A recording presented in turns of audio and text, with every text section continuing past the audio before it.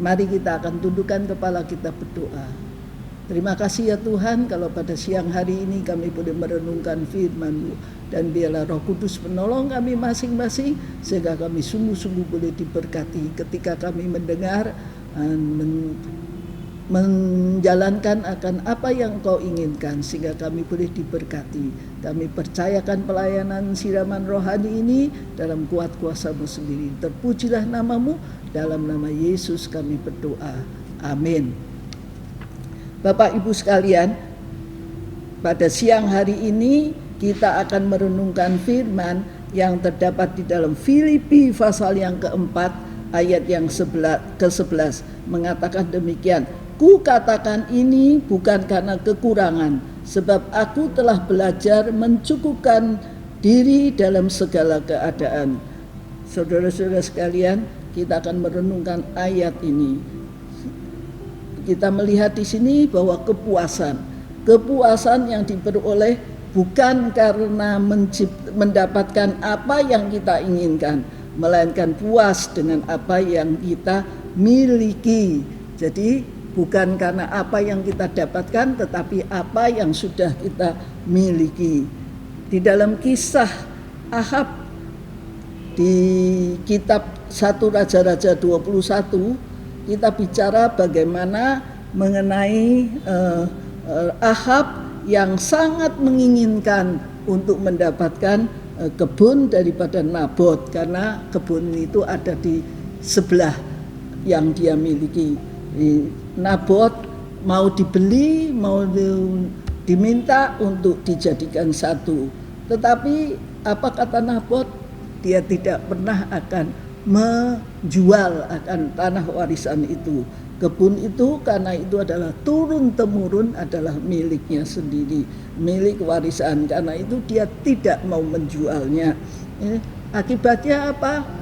Ahab sangat-sangat marah. Dia ingin sekali memiliki kebun itu, namun dia tidak dapat. Terus apa yang dia dilakukan? Dia sedih, dia susah, dia sungguh-sungguh tidak bersukacita dengan hal itu. Dan ketika dia pulang, apa yang terjadi? Karena apa? Dia memiliki istri namanya Isabel. Nah, Isabel ini yang mengatakan demikian kepadanya. Dia berkata, bukankah engkau itu adalah raja daripada Israel? Ya, jadi tidak usah takut dan gentar. Saya yang akan mengatur semuanya. Dan kita tahu kelicikan dari Isabel ini. Dia menggunakan cara tirani, yaitu dengan mengadakan saksi-saksi dusta. Dia berkata kepada Ahab, bukankah engkau sekarang yang menanggung semua kuasanya di atas Israel? Jadi dia menekankan bahwa Ahab itu mempunyai kuasa untuk apapun yang dia harus lakukan.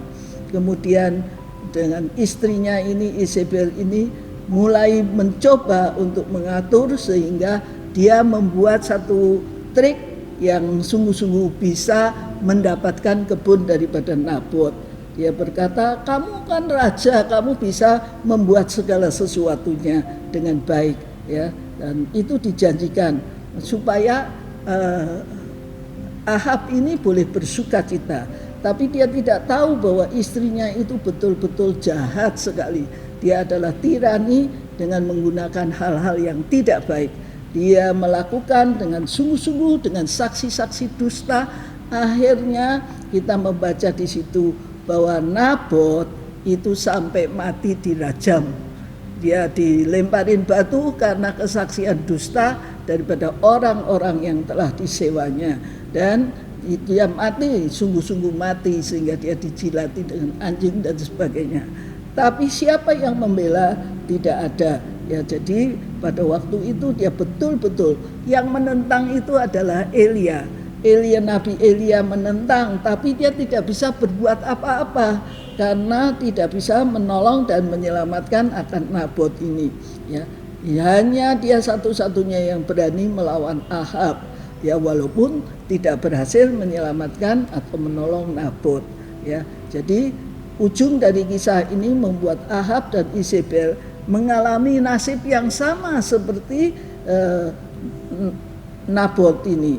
Jadi Nabot akan sungguh-sungguh tahu bahwa dia telah dibela oleh Allah sendiri.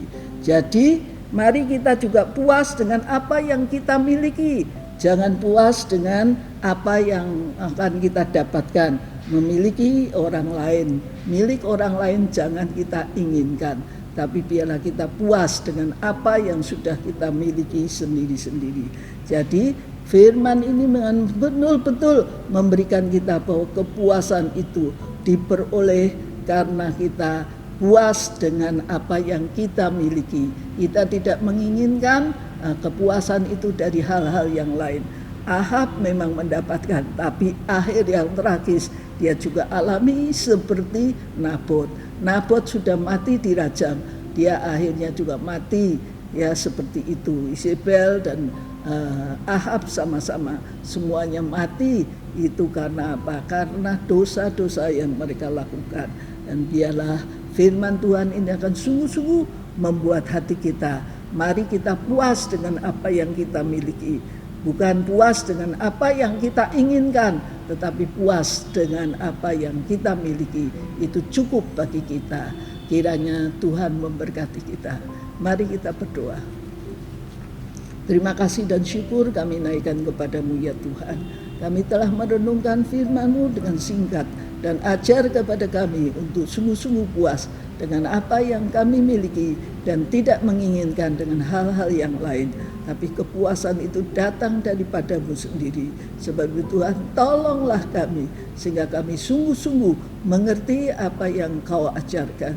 Sehingga kami tidak menginginkan hal-hal yang lain. Tapi kepuasan itu datang karena apa yang kami miliki. Terima kasih ya Tuhan, terpujilah nama-Mu. Dalam nama Yesus kami berdoa. Amin.